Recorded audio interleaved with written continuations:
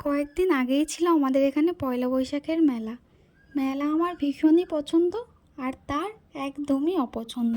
আমি মেলায় ঢুকেই চলে যাই কানের দুলের দিকে, আর সে চলে যায় খাবারের দোকানের দিকে। সে মেলায় ঢুকে একটাই কথা, খাই আর বাড়ি যাই চলো।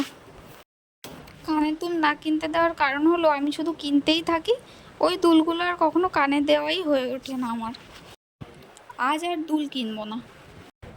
তাই মেলার এই খাবারের স্টলগুলো পার করে আমরা এগিয়ে চললাম ছোট বাচ্চাদের এই খেলনার দোকানের দিকে।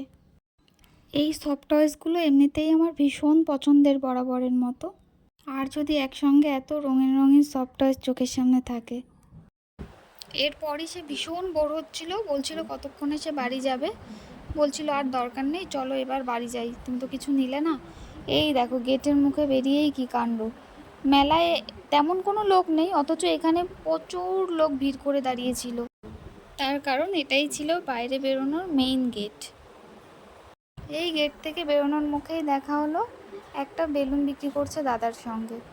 এই দেখো দূরে বেলুনগুলো দেখতে পাচ্ছ, ভীষণ কিউট তাই না?